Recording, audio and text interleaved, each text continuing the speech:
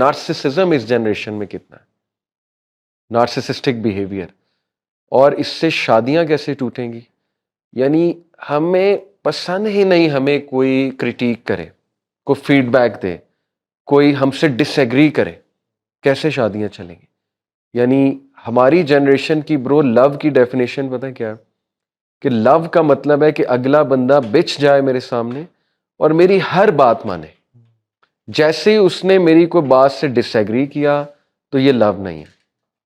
और देखें आज तलाकों की बहुत बड़ी वजह यही है।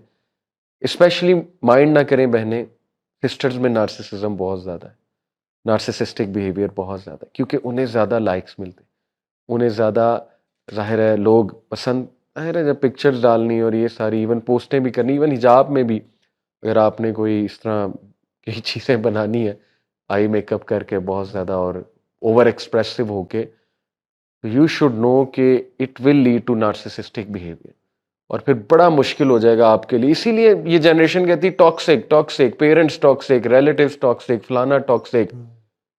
क्यों कहते हैं? क्योंकि ब्रो देखें पेरेंट्स क्यों टॉक्सिक हैं? क्योंकि पेरेंट्स जो है ना वो डिसएग्री करते हैं, पेरेंट्स कुछ नसीहत करते हैं तो बस जो भी नसीहत करेगा वो टॉक्सिक है, अल्लाह माफ करे। तो दिस इज स्केरी। और शेख ये टर्मिनोलॉजीज बड़ी डेडली हैं ऐसे ये जो इजाद हो गई है ना जी, और लोगों को इन टर्मिनोलॉजीज की डेप्थ का नहीं पता जी कि उनके ट्रेड्स किस किस तरह के होने चाहिए to prove them to be a toxic person, सही सही, और to be a gaslighter. Yes, ठीक है, yes, he is gaslighting me. Yes, ठीक है, yes. और भाई जो बंदा आपसे आर्ग्यू कर रहा है या फॉर एग्जांपल वो रोज ने गैस लाइटिंग कर रहा है, हर बंदा गैस लाइटिंग नहीं कर रहा होता। सही बात, सही या इवन हर बंदा भी नार्सिसिस्टिक नहीं होता जी, वो एक स्पेशल ट्रेट है जी हाँ, जो आइडेंटिफाई किया तो उसके एज नार्सिसिज्म। लेकिन हमें चूंकि ये हमने 2-4 वीडियोस देखे, मूवीज देखे, पता लगी है इन टर्मिनोलॉजीज को, यस, और हम हर किसी को लेबल करते फिर रहे हैं कि ये अल्लाह। टॉक्सिक है और ये गैस लाइटिंग है, ये फला फला पर्सनालिटी ट्रेट हुआ है। ट्रू ट्रू, तो ये तो बहुत बड़ी रीजन है। मैं समझता हूँ कि एक और जो रीजन मुझे समझ में आती है, जी मैं बड़ी देसी सी प्रैक्टिकल बात कह रहा हूँ।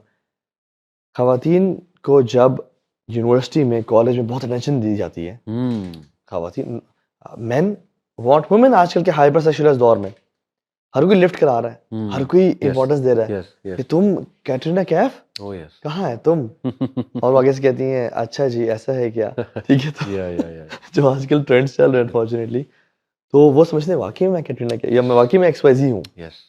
और फिर जब शौहर आता है, शौहर तो यानी हमारे हस्बैंड की भी गलती है, मानता हूँ, बहुत जगह पे वो अप्रिशिएट नहीं करते वाइफ्स को, वो अल्लाह के नबी को रोल मॉडल नहीं कर रहे। बट ये कि प्रैक्टिकलिटीज में जब लाइफ आती है कि बेगम मुझे खाना या घर की सफाई या बच्चों के या मुझे इंपॉर्टेंस, पहले तो मुझे लड़के इतनी इंपॉर्टेंस दिया करते थे, हर लड़का मुझे गिफ्ट दे रहा है, मुझे रोजेस ला के दे रहा है, ये मुझे everybody used to make me feel so special. Why not? And you used to make me feel special as well. Right. But what happened to you when you got married? आप change हो गए आप तो। सही। Since we were into haram relationships, या हम university के culture में थे, हमें इतनी इंपॉर्टेंस मिलती रही। बिल्कुल। अब we expect the same. No, वो गलत था, वो गलत इंपॉर्टेंस थी। People were trying to get you. सुभान अल्लाह। And now, और हमारे लड़के पहले शादी क्यों नहीं करते कि रिस्पॉन्सिबिलिटी मेरे ऊपर आ जाएगी, मैं फ्री रहना चाहता हूँ।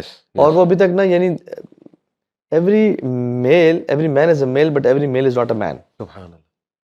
लड़के भी ना अभी तक बच्चे बन के रहे हैं। सही बात। मुझे भी, मैं भी दोस्तों को यारों का यार हूँगा, घूमूंगा फिरूंगा, रातों को लेट आऊंगा। No, you have to be man, ऐसे you have to give a time. बिल्कुल ठीक। आप ये क्यों भाग रहे हो? And this is what I call the bias gender effect. अपने आप से ना shoving off the responsibility of your shoulders and blaming your husband, your wife, your parents, your हुक्मरान, मौलवियों ने दीन नहीं पहुंचाया, मसाजिद ने अपना काम नहीं किया। So this is bias gender effect, not playing your role and then blaming it to everybody. तो ये मैं समझता हूँ। और स्पेशली जैसे हमने कंटेंट पोस्टिंग की बात की, जो डोपामीन अमल करके रिलीज होता है वो कंटेंट पोस्ट करने से रिलीज होता है। ठीक है, फर्क पड़ा है। सो फर्क बड़ा है। आपने एक तरफ कंटेंट पोस्ट किया और एक तरफ अमल है, तो असल तो अमल है ऐसे, क्योंकि जो कंटेंट पोस्ट किया अगर उस पर अमल नहीं करे वो जहालत है शरीयत की नजर में। ठीक है, इल्म जिस पे अमल ना किया जाए वो जहालत है बेसिकली। और अमल is the main thing, main desired objective.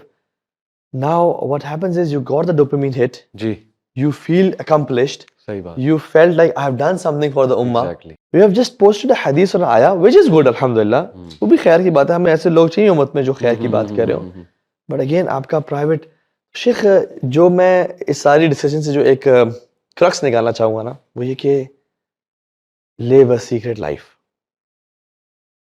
work in secrecy, let your success speak. सही, Don't try to post everything कि मैं ये करने जा रहा हूँ, वो करने जा रहा हूँ. Do it, क्योंकि जो स्मार्ट लोग होते हैं ना, वो तन्हाई में काम करते हैं.